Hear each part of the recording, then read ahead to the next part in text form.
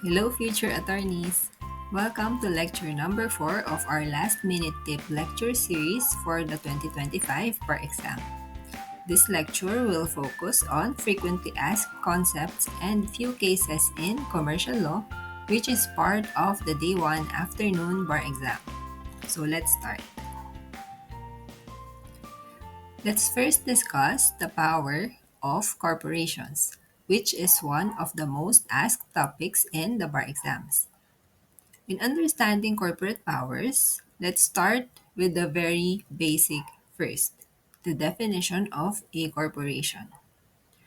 Under the Revised Corporation Code, a corporation is defined as an artificial being created by operation of law having the right of succession and the powers, attributes, and properties expressly authorized by law or incidental to its existence. The last part of this definition states the powers of a corporation.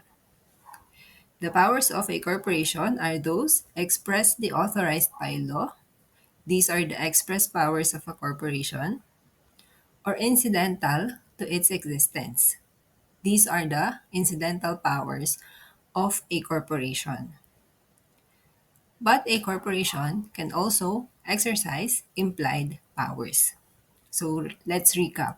These are the three powers that a corporation can exercise. Number one, express powers. Number two, implied powers. And number three, incidental powers. Express powers are those provided by law or the articles of incorporation. What are the corporate powers expressly authorized by law? These are enumerated in Section 35 of the Revised Corporation Code, such as the power to sue and be sued, to have perpetual existence, to amend its articles of incorporation, to sell shares of stock, among others. A corporation can also enter into specific kinds of transactions as authorized by its articles of incorporation. The articles of incorporation indicate the specific purpose for which a corporation was created.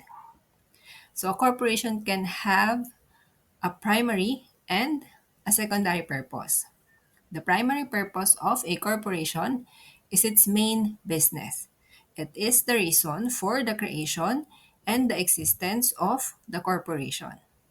For example, the primary purpose of an educational corporation is to establish, operate, and maintain educational institutions or schools. If it's a construction company, then its main purpose is to engage in the construction business and so on. What about the secondary purpose? A corporation may also indicate secondary purpose or purposes in its articles of incorporation. But these secondary purposes must be related or must relate to the primary purpose, and it should not be in conflict or totally unrelated to the primary purpose. For example, an educational corporation may have secondary purposes like the establishment or the operation of a bookstore or a school canteen. So those are related to the operation of a school. If it's a construction company, it may have a secondary purpose of engaging in real estate development. Again, that's related to the main business of the corporation.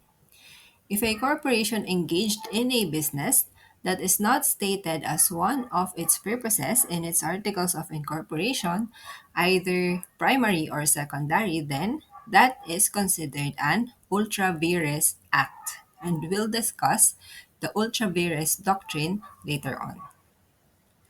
So that's the corporation's express powers, those granted to it by the Corporation Code and those stated in its Articles of Incorporation. Next are the implied powers. These are powers not expressly granted to corporations, but still, they can exercise these powers in order to carry out their express powers and purpose. For example, if the primary purpose of an educational corporation is to operate schools, then it follows that that corporation can also hire teachers and pay their wages. That corporation can also acquire office supplies for its use and to acquire school buildings. Even if these powers are not in the corporation code or in the articles of incorporation, they can still be exercised in order to carry out the express powers of the corporation. So these are the corporation's implied powers. Last one. Corporations can also exercise powers incidental to their existence, meaning these powers naturally attach to corporations by virtue of their existence. For example, just like natural persons, corporations can protect their reputation or good name. They can also be a party to a contract. By the simple fact that the law recognizes the existence of a corporation, they can exercise these powers. These are the incidental powers of a corporation. The corporation has all these powers, but how can it exercise them? Remember that a corporation is an artificial being. It has no physical attributes, and it only exists because the law says so. The corporate powers are exercised by the board of directors. If a corporation wants to do something, for example, it wants to enter into a contract, it will be deliberated by its board of directors in a meeting. And then they will decide whether or not to enter into the contract by voting. And then the board will then issue a resolution, the board resolution, stating their decision. Remember again that the board acts as a body. They act collectively as a group and not individually. If a corporation performs an act that is not within its express, implied, or incidental powers, then that act is ultra vires. But this is just one type of ultra vires act. There are two other kinds. It is also ultra vires if an agent of the corporation acts without or in excess of authority, or if the corporation does an illegal act. If the ultra vires act is simply without authority, it is not necessarily illegal.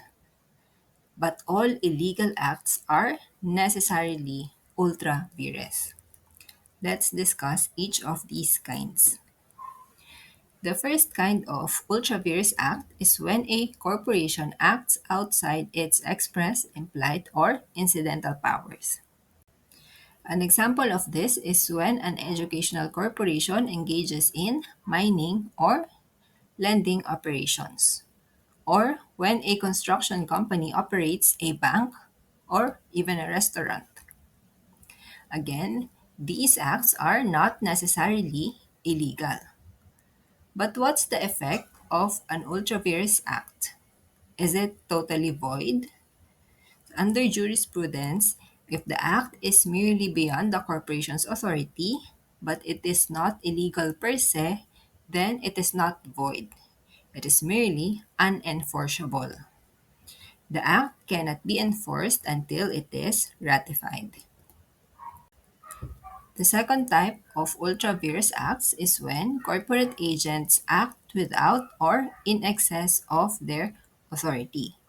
For example, a corporate treasurer obtained a loan for the corporation and signed the loan agreement, even if the treasurer is not authorized to do so by the board of directors of the corporation. This is also an ultra vires act, and the effect is the same as the previous one. The loan agreement in our example cannot be enforced against the corporation unless it is ratified. So, that loan agreement is not totally void, but the corporation is not bound by it unless the corporation ratified it, whether express or implied. There is express ratification if the board of directors adopts the act of the treasurer through formal acts. So it can be by issuing a board resolution authorizing the loan agreement entered into by the treasurer, or the board can later on authorize the repayment of the loan. On the other hand, there is implied ratification if the corporation acts in such a way showing that it is adopting the acts of its agent, even without doing a formal act or issuing a resolution. In our example, if the corporation accepted the proceeds of the loan and used it for its operations, then it is considered implied ratification. Remember this: acceptance of benefits under a contract, such as the proceeds of a loan, is considered implied ratification. Let's look at this 2023 case, La Filipina versus Harbor Sentry. In this case, Harbor Sentry is a port operator while La Filipina is an importer of various goods. They executed a memorandum of agreement where Harbor Sentry leased its port terminal to La Filipina. La Filipina constructed its facilities and made advance payments under this agreement. 7 years later, Harbor Sentry demanded payment of over 362 million for rent and other charges. La Filipina claimed that these charges were not in the agreement, so it filed a complaint for breach of contract and damages. In defense, Harbor Sentry said that it is not bound by the agreement since it was signed by its former CEO without authority from the board of directors. The Supreme Court held in that case that even assuming that the memorandum of agreement was entered without the authority from the board of directors, Harbor Sentry's retention of benefits under the agreement constitutes implied ratification of the allegedly ultra vires act. La Filipina, in this case, made advance payments to Harbor Sentry in relation to the agreement, which Harbor Sentry received through its authorized officer. Since there's implied ratification of the agreement, it is valid and binding as to Harbor Sentry. Let's discuss another case. This time, it's a 2021 ruling of the Supreme Court, Land Bank of the Philippines versus Commission on Audit. In this case, the board of directors of corporations owned by Land Bank gave themselves extra compensation, like allowances and benefits. The Supreme Court said that this is ultra vires since under the Corporation Code, directors are only entitled to reasonable per dimes. They can receive additional compensation only if authorized by at least a majority of the outstanding capital stock. The board of directors here acted beyond authority since they granted themselves additional compensation without authority from the shareholders. In determining whether the agent acted within the scope of authority, we must also consider the doctrine of apparent authority. This doctrine states that a corporation is bound by the acts of its agent if the agent acted within the scope of its apparent authority, even if that authority is not expressly granted under any law or by the bylaws of the corporation or by a board resolution. We say that an agent acts within the scope of its apparent authority if the corporation knowingly allows that agent to act as such and the corporation made the public believe that the agent indeed possesses that authority, even though that's not really the case. So the corporation will not later be allowed to deny the agent's authority, and it is bound by the acts of that agent. Our second example, Land Bank versus COA, is different from the previous one, La Filipina versus Harbor Sentry. Because in Land Bank versus COA, the Ultra Vires Act is not merely unenforceable. The Supreme Court held that it is void for violating the prohibition against double compensation of government officials under the Constitution. Note that the corporation involved in the second case are subsidiaries of the Land Bank of the Philippines, which is a government-owned and controlled corporation. If this is the case, the Ultra-Vires Act is not merely without authority, but it is illegal per se for violating the Constitution. And because of that, it cannot be ratified. It is already void. Another example, the corporation declared in its articles of incorporation that it will be manufacturing, distributing, and selling pharmaceutical products. It turned out that this is just a front, and the corporation is really manufacturing and selling illegal drugs.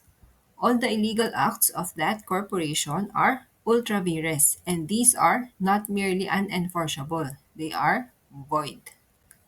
Next, let's discuss derivative suits. If we're oversimplifying a derivative suit, it simply means an action filed by the minority shareholders on behalf of the corporation. But let's expand that. Under our law, there are several requirements for a derivative suit to be considered valid. And it is important to ensure that these requirements are present since the derivative suit is merely an exception to the general rule. Remember our general rule? Corporations act through their board of directors, and a corporate act is approved by a majority of the board in a meeting where there is a quorum. If a corporation will be filing a case or an action, it should be approved by its board of directors. But under certain instances, our law allows the minority shareholders to file an action on behalf of the corporation when the board refuses or does not want to act, or the board itself is acting against the interest of the corporation, or when the board is guilty of mismanagement. A derivative suit is not stated in the corporation code, but it is an equitable remedy recognized in our jurisdiction. Now let's discuss the requirements for a valid derivative suit. I hope you still remember our mnemonic for this, the mini elements. So, M, minority shareholders. The derivative suit must be filed by the minority shareholders.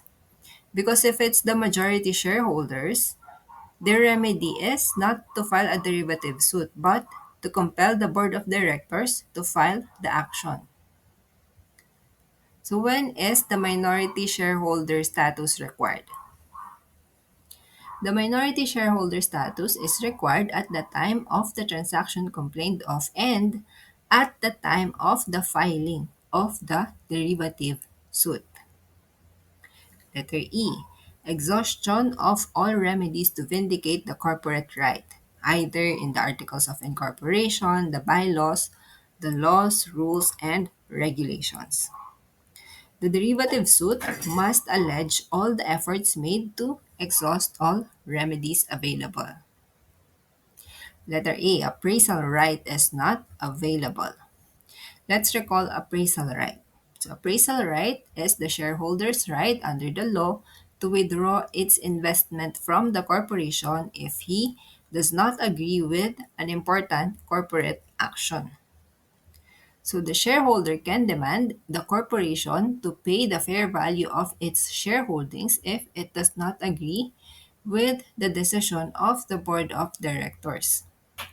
The corporation code provides the instances when appraisal right is available and when it is not. If there's an available appraisal right, then the shareholder can exercise that right. Essentially, he can divest from the corporation instead of filing a derivative suit. Letter N, not a nuisance or harassment suit.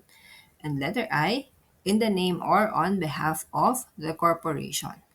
The derivative suit must be brought in the name or on behalf of the corporation, and additionally, the corporation must be implemented. This is consistent with a fundamental rule in remedial law that every action must be prosecuted for or on behalf of a real party in interest. And in a derivative suit, the corporation is the real party in interest because the cause of action belongs to the corporation, not to the minority shareholders.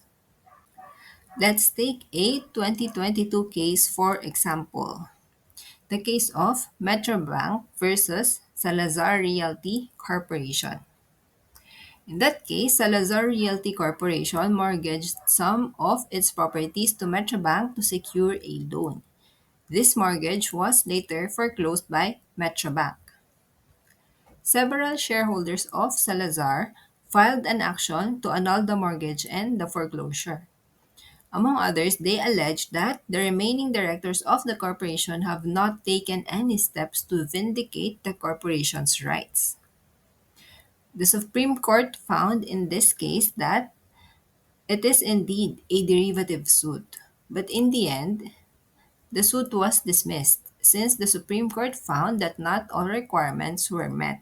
Specifically, the suit failed to allege that there is no appraisal right available, and it did not categorically declare that the suit was not a nuisance or harassment.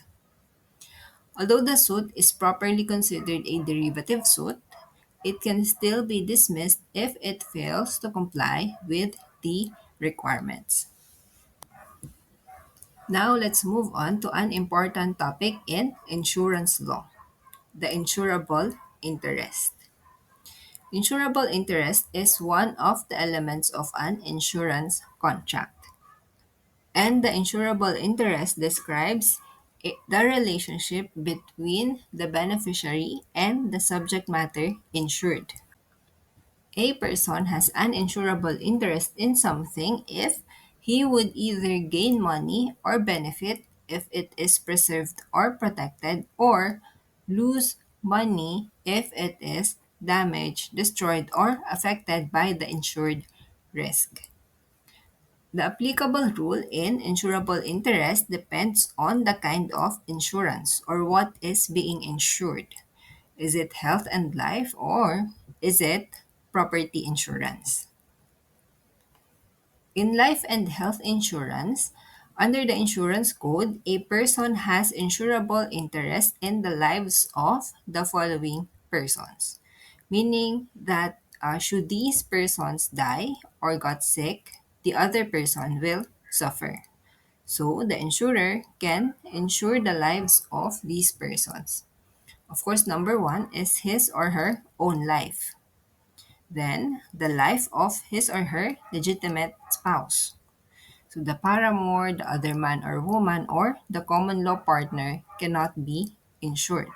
There must be a valid marriage between the husband and wife.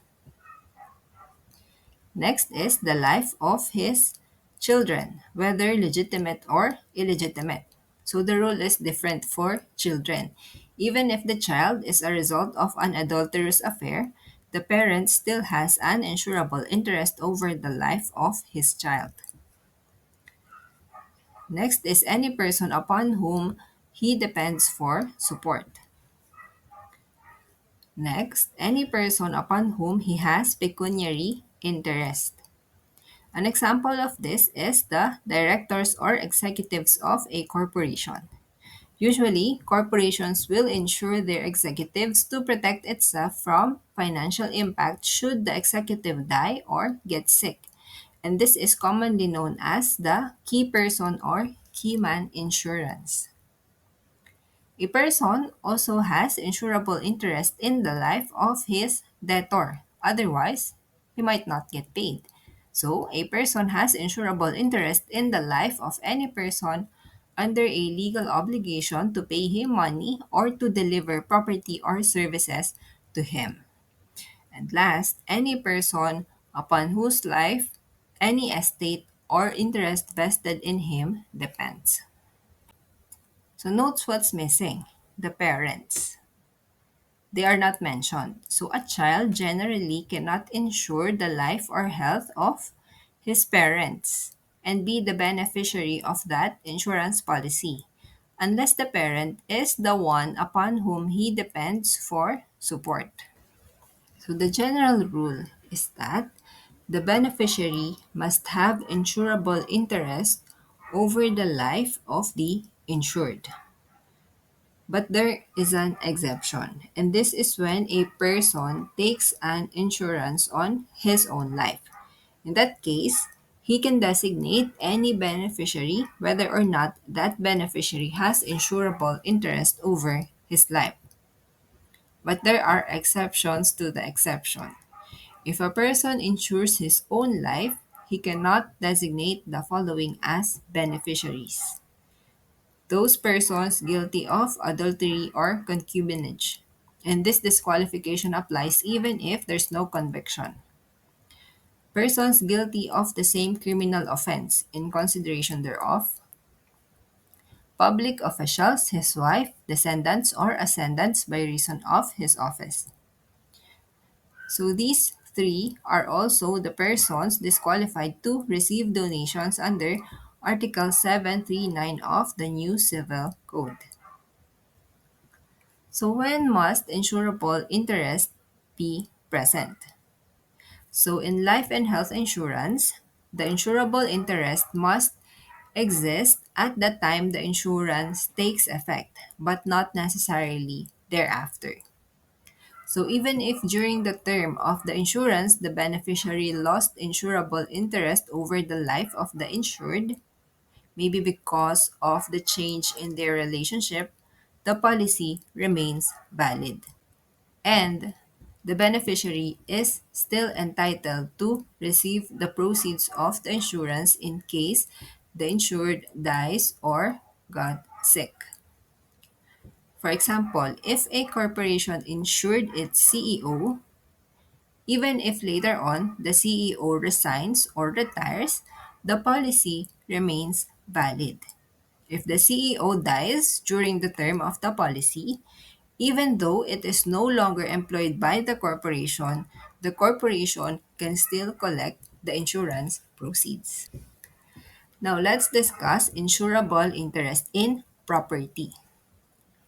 Insurable interest in property means you have a financial stake in the property or a connection to the property such that you would gain if the property is preserved and you will lose if the property is damaged. Insurable interest in property is not dependent on ownership. Although, of course, you can always insure your own property, you can also insure other properties you do not own if you have insurable interest over that property. So, when must insurable interest in property be present? Remember this. This is an important distinction between insurable interest in health and life versus insurable interest in property. In property insurance, insurable interest must exist on two points of time. First is when the insurance takes effect, and second is when the loss occurs. Although insurable interest need not exist in the meantime. What do we mean by this? For example, a corporation leases a warehouse. So it took a fire insurance on the warehouse. Even if the corporation is not the owner, it will suffer loss if the warehouse is damaged. So it has an insurable interest in that warehouse. Suppose the corporation temporarily suspended its operations and vacated the warehouse. During this time, it has no obligation under the lease agreement. If the warehouse was lost due to fire, can the corporation collect the proceeds? It depends. So, if at the time of the fire, the lease agreement was already reinstated, then the corporation can collect the proceeds since it already has insurable interest again at the time the loss occurred and at the time the insurance took effect, even if that insurable interest was absent in the interim when the corporation temporarily vacated the warehouse. But if at the time of the fire, the lease agreement was not yet reinstated, the corporation cannot collect on the proceeds of the insurance since at the time of the loss, it has no insurable interest over the warehouse. So remember the distinction. Next, let's move on to banking. We'll discuss provisions under the anti-money laundering law, specifically on the authority of the Anti-Money Laundering Council to inquire or examine bank accounts and to freeze bank accounts. These are remedies available to the Anti-Money Laundering Council when prosecuting or investigating anti-money laundering cases. The Anti-Money Laundering Council may inquire into or examine the bank accounts of an accused or a respondent if it is authorized under a bank inquiry order. On the other hand, the bank account will be frozen, meaning no withdrawals can be made on the bank account if there's a freeze order. Note that both the bank inquiry order and the freeze order are not issued by the Anti-Money Laundering Council. They are court orders, and they are issued by the Court of Appeals upon the application by the AMLC. The bank inquiry order and the freeze order are also distinct from each other.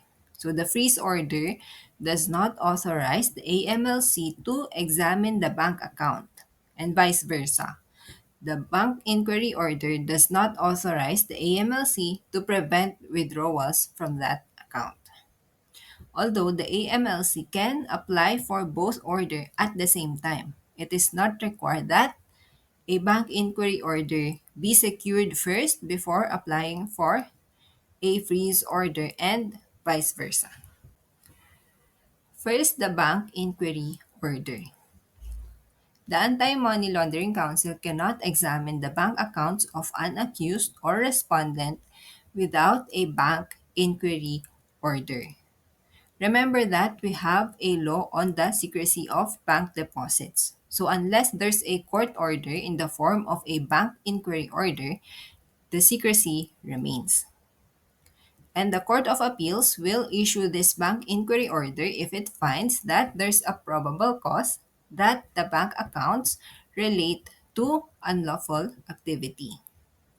But there are exceptions to the requirement of a bank inquiry order. And that is if the predicate crime is any of the math kids. What is math kids?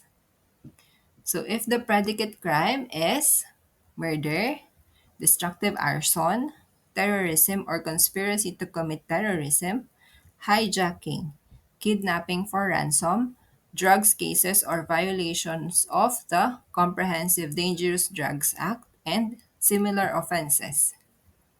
And the Anti-Money Laundering Council has probable cause to believe that the money in the bank accounts were proceeds of these crimes. A bank inquiry order is not required to examine the concerned bank accounts. Next is the freeze order. So this is an extraordinary relief issued by the Court of Appeals to prevent the dissipation, removal, or disposal of suspected dirty money in the bank accounts. Again, the freeze order is issued by the Court of Appeals, but there's an exception again. The Anti-Money Laundering Council may issue a freeze order in relation to suspected proceeds of terrorism or terrorism activities. But there are certain requirements. Number one, there is probable cause that the funds sought to be frozen are related to terrorist or terrorist financing activities, and the account holder or the owner of the bank account is a designated terrorist organization, either by international instruments or by the Anti-Terror Council or by the Court of Appeals after a preliminary order of proscription. Okay. Next, what is the effectivity of a freeze order? A freeze order is initially effective for 20 days from its effectivity, and it can be extended only once, up to 6 months. But it cannot go beyond that. Otherwise, there is already a violation of the account holder's right to due process. If there's no civil or criminal case filed against the account holder after the 6-month period, then the freeze order shall be deemed ipso facto lifted. Last one, a topic on intellectual property, copyrights. Copyrights is one of the intellectual property rights in relation to intellectual creations such as literary, artistic, scientific, or scholarly works. It gives the author or the creator the exclusive right to exercise a bundle of economic and moral rights in relation to his or her intellectual creation. So when we say economic rights, this includes the exclusive right of the author to reproduce the work, to distribute it publicly for the first time, to rent it out, or to publicly perform it, among others. If anyone other than the author will do these things with respect to the author's work, then they must get the author's consent. And in most instances, they had to pay for the use of the author's work. On the other hand, moral rights include the right of attribution, meaning every time the author's work is used, he should be cited or named as its author. The author also has the right against false attribution, meaning to not be named as an author of something that he did not write or create. Still, as part of the moral rights, the author or creator has the right of integrity, or the right of the author to object to distortions or alterations of his work that may be prejudicial to his honor or reputation. And last, the author also has the right to withhold publication of his work. So, when does the author acquire copyright over his work? So, copyright is acquired from the moment of creation. So, unlike trademark, which is acquired exclusively through registration, an author or creator need not register his work to acquire copyright over it. So, what then is the purpose of the registration of a copyright? Copyright registration merely serves as a notice of recording and registration, but it does not confer any right, title, or ownership upon the registrant. The author already acquired ownership and title when he created the work. However, registration of copyright creates a rebuttable presumption of validity of ownership. So if you register a copyright, it is presumed that you are the original author or creator of the work. But it's just a rebuttable presumption. So if someone else comes along and proves that he is actually the original author or creator, then the presumption will be overturned. Now let's go to one of the important concepts in copyright, the fair use doctrine. So this doctrine allows the use of a copyrighted work even without the consent of the owner of the copyright, provided that the use is done in a reasonable manner. So there are certain factors to consider in determining whether the use of a copyrighted work is considered fair. First one is the purpose and character of the use.